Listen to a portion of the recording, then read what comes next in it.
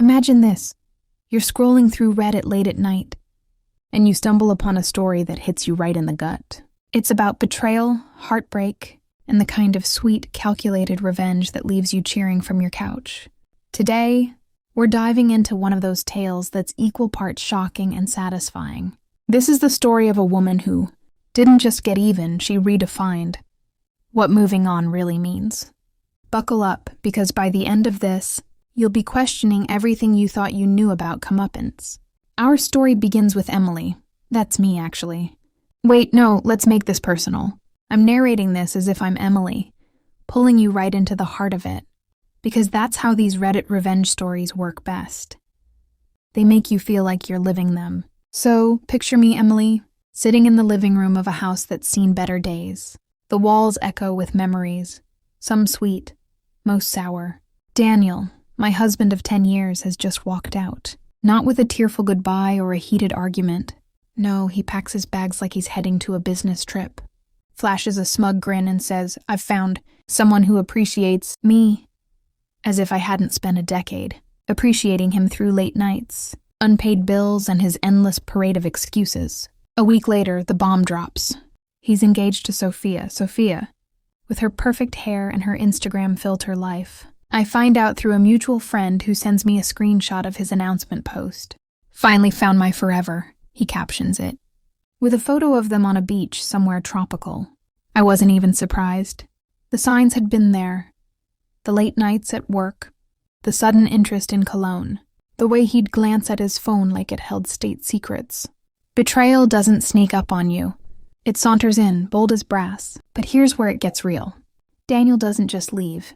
He takes his entire family, mom, dad, siblings, the whole clan, to another state to prepare for the wedding. They're off planning floral arrangements and cake tastings, while I'm left staring at the remnants of our life together. And right before they go, my phone buzzes. It's a text from him. "When we get back, this house won't be yours anymore." I read it once, twice, 3 times.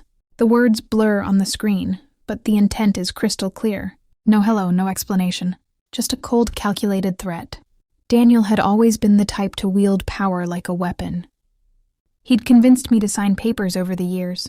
Financial stuff, he said, for our future. I trusted him back then. Big mistake. Now I realize he's twisted those into some claim on the property. The house? It's on land my grandmother willed to me. She built it with her own hands. Metaphorically speaking, hired the best contractors, poured her heart into every room. Daniel contributed zilch, except maybe complaining about the color of the kitchen cabinets. My hands don't shake as I set the phone down. My heart doesn't race. Instead, a calm settles over me, like the quiet before a storm. For years, I'd let his intimidation slide. I'd shrunk myself to fit into his world. But this is the line. I make a choice right there in that empty living room. Not to fight dirty, not to scream or beg. Something smarter. Something that'll hit him where it hurts. His ego. While they're away, toasting to his new life, I get to work. I don't call a lawyer first, though I do consult one quietly, confirming my suspicions. The land is mine, irrevocably. The house? Technically mine too, since it's a structure on my property. But Daniel's claim is on the land. Some convoluted legal maneuver he thinks makes him owner by proxy. Fine. If he wants the land, he can have it. But the house? That's coming with me. I hire a team of structural movers. Yeah, you heard that right. These guys are pros. They lift entire buildings off their foundations and truck them to new locations. It's not cheap. It drains my savings account dry. But as I watch them jack up the house, secure it on massive beams, and prepare to roll it away, I feel a spark of something I haven't felt in years. Control. The process takes days. Neighbors gawk from their windows. One even comes over with coffee, asking if I'm okay. Better than ever, I tell her, and mean it. The fence comes down first, rolled up like an old carpet. Then the house itself creaks and groans as it's lifted. Like it's waking from a long sleep, they transport it to a new plot I bought under my maiden name, a quiet spot an hour away, on a gentle hill with views of rolling fields. No memories of Daniel there, Just potential. By the time they're due back, the original land is bare, stripped clean. No house, no fence, no trace of the life we built, or rather the life I endured. It's just dirt and grass, a blank canvas mocking his plans. I park my car down the road, out of sight, but with a perfect view. Coffee in hand, I wait. The anticipation buzzes in my veins like electricity. Their cars pull up in a convoy. 3 vehicles, horns honking faintly, like they're returning from a victory parade. Daniel's SUV in the lead, Sophia probably riding shotgun, dreaming of her honeymoon, his mom's minivan behind, packed with wedding favors or whatever nonsense they've been obsessing over. His brother's truck bringing up the rear. Laughter spills out as doors open. Then, silence. It hits them all at once. Daniel freezes mid-step, his duffel bag dropping to the ground. His mother clutches her chest, whispering, "Oh my God." His brother paces the empty lot, kicking at the dirt. What the hell happened here? Sophia stands there, her designer dress fluttering in the breeze, looking like she stepped into a nightmare. Daniel's voice breaks the quiet, hoarse and disbelieving. Where did it all go? I can't help it. A smile creeps across my face. Slow, deliberate. I lower the window just enough to hear the chaos unfold. Claire, Daniel's sister, spots me first. She's always been the sharp one, the family watchdog. Her eyes narrow and she marches over, finger jabbing the air. "Is this your doing?" "Emily, what have you done?" I step out of the car, calm as a summer lake. Sunglasses perched on the roof, I meet her gaze. "The land's still here, Claire. See? Right where you left it. Only the house is gone." Daniel storms up next, face twisted in rage. He's red, veins bulging in his neck. "You can't do this, Emily. This is illegal." "I'll sue you into the ground." I reach into my glove compartment and pull out a folder. Neat. Organized, just like he hates. Actually, Daniel, it isn't. I hand him the papers. Copies of the deed. The will from my grandmother. The moving permits. Everything above board. The house belongs to me. The land belongs to me. That paperwork you tricked me into signing, it gave you a claim to the land. But claims need something to claim. No house, no problem. He snatches the documents, scanning them frantically. His hands tremble, actually tremble. The man who always had the upper hand reduced to this. You moved the whole house? The entire goddamn thing?" I shrug, casual as can be. "You said it wouldn't be mine when you got back, so I made sure it wasn't here at all." Problem solved. The air thickens with their shock. His father steps forward, ever the patriarch, trying to play peacemaker. But his voice shakes too.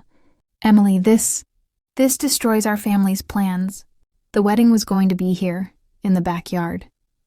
We had it all arranged." I tilt my head, voice soft but firm. "Your plans, Mr. Harper, not mine. I wasn't invited to this little family affair, remember?" Sophia chimes in then, her voice a hiss, dripping with disdain. She's clutching Daniel's arm like it's a lifeline, her manicured nails digging in. "This is childish, Emily. Absolutely pathetic. You've ruined everything just because you're bitter?" I meet her eyes unflinching. "If your everything hinges on stealing someone else's home, maybe it wasn't built to last." The words hang there, sharp and true. She flinches, looks away. Silence descends, heavy and uncomfortable. Daniel's family mills about the empty lot, whispering among themselves. His brother pulls out his phone, probably Googling house-moving laws or calling their lawyer. His mom dabs at her eyes with a tissue. And Daniel? He just stands there, deflated, staring at the ground where my house used to be. I slide back into my car, key in the ignition. The engine purrs to life. One last time I roll down the window. "You should talk to your lawyer, Daniel.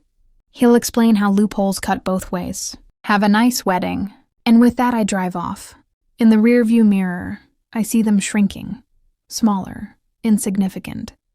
The weight lifts from my shoulders mile by mile. The drive to my new property takes about an hour, but it feels like floating. No radio, just the hum of tires on pavement and my thoughts swirling. The new plot is perfect.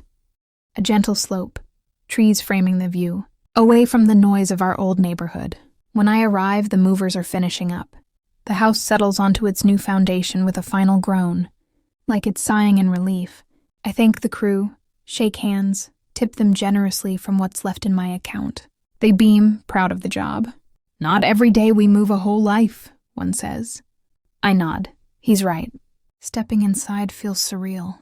Dust motes dance in the sunlight streaming through windows that now face a different horizon. The floors creak underfoot from the journey, but it's a good creak, welcoming. I wander from room to room, touching walls that hold echoes of the past but promise a future.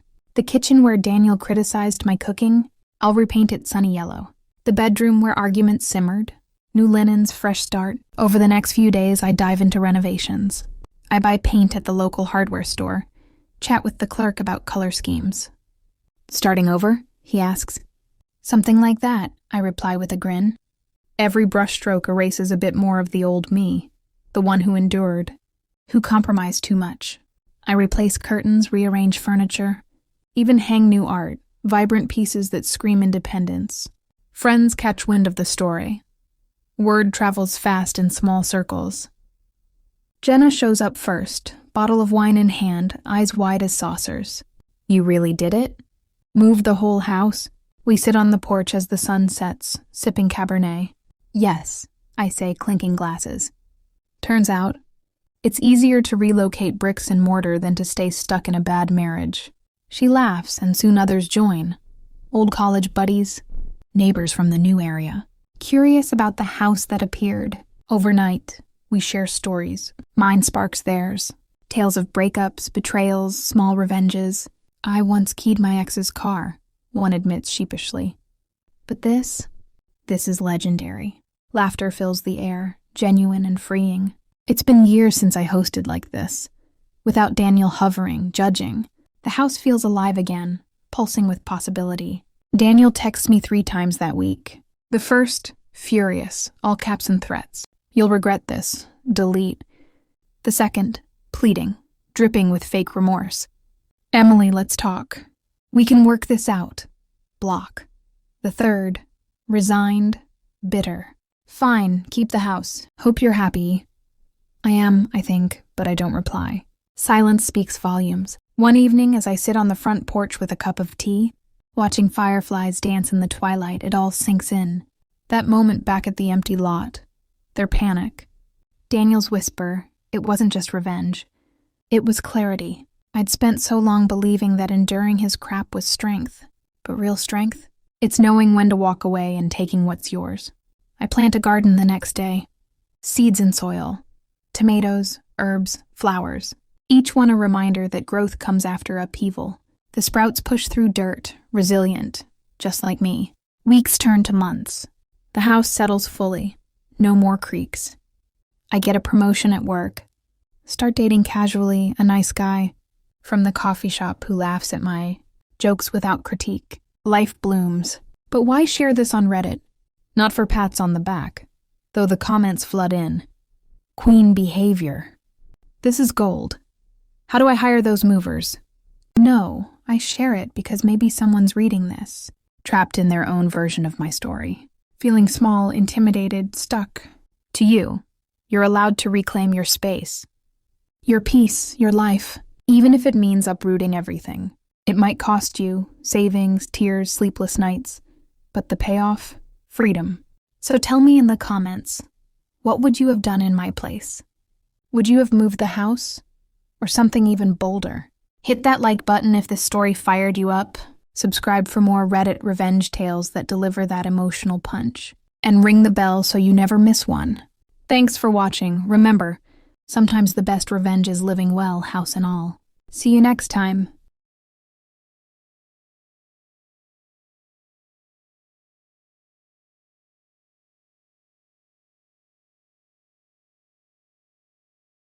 Someone stole $25,000 from me. It ended costing him $500,000.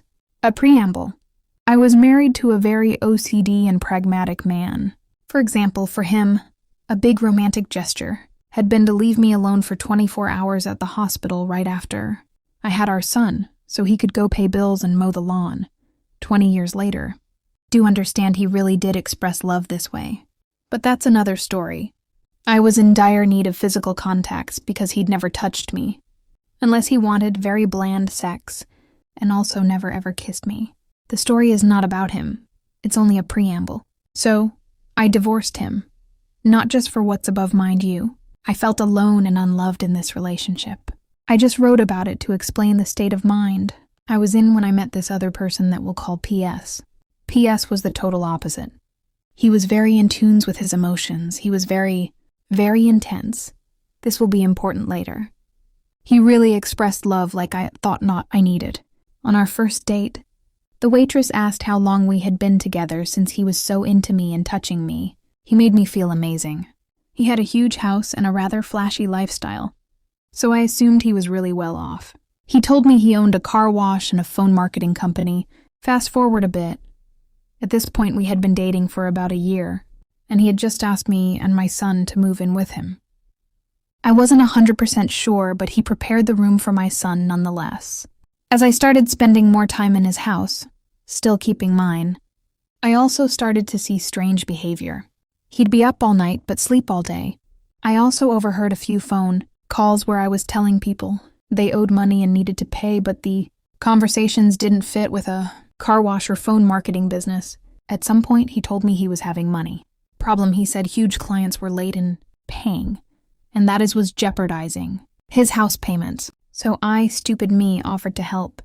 I'm missing a part of this story because it started as me offering help with the house since we were there a lot, still had my house though, but it ended up with me lending him $25,000. I cannot for the life of me remember that progression. The loan was supposed to be for 3 weeks, he said. I'd have it all back in 3 weeks. 3 weeks! That $25,000 came from my retirement savings son's college money, so I had to pay a fine to access it. It's also money it took me 10 years to put aside. That money was very important to me. During those 3 weeks, I went out to have drinks with my friends and found him on a date with another woman. I saw him French kissing another woman. I said nothing, went to his house, packed my shit, and left. So anyway, I thought he'd be an adult and would still reimburse the $25,000 the end of this 3 weeks. Big mistake. Someone I knew told me he was glad I left and proceeded to tell me about him. He said PS was a junkie, hooked on GHB, hence why he was so intense and so into his emotions. That also explained the erratic sleep-night patterns, but the final blow, when he told me PS was also a con man, a specialist in defrauding older people by phone. His so-called phone marketing company. In the beginning, I wasn't sure I believed it. But then bits of what I had overheard in the last year started to make sense, and I realized it was all true. Back to this later. I tried having my money back many different ways. None worked. I was at the end of my rope, and since it was in my years post-divorce, and right after the 2008-2009 economic crash as well, I was poor as hell. So this is what I did. First, he had given me access to pay bills online, not to his bank accounts, but to his emails. So I was able to investigate all his accounts with the same password. I printed or screenshotted every little bit of information relating to money. I found proof that he was indeed scamming people and found the people he worked with and even the name of the person at Western Union who facilitated the money transfer. I found out he was an organized criminal. I also found out he did this between the two countries. I started preparing strike one. Strike one. So for strike one, I printed his face and the face of everyone working for with him from their online profiles in defrauding people and left hundreds of flyers in his neighborhood. I also called the hotline for financial crime prevention in both the countries and gave very specific details and names. Know that even if he had given me the money, this goes against my core values and I would have done the same thing either way. At this point, I was preparing strike two too. Strike two. I was dumb in lending him money, but at least I did it the right way. I wrote a check. I didn't do cash. I wanted proof just in case. It would turn out to be a great idea. On the check, I had written that it was a loan. Thank you, Judge Judy, for this tip. Since he didn't pay me back, I prepared an invoice and sent it to me from his hacked email. When the time came to do my taxes, I filed the $25,000 as an expense using this invoice. I have many freelancers. I slid him as one of them, and it passed. Don't ask me how I got his social security number. I can't remember.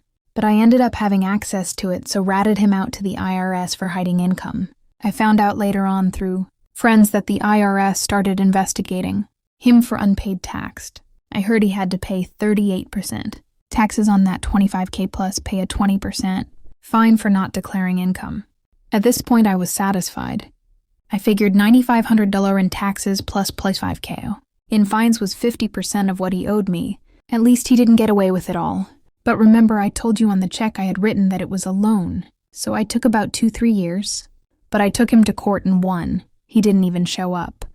So he has to reimburse the full $25K plus court fees, plus what he owes to the IRS, so it's $39,500 that he was to pay for not reimbursing $25K.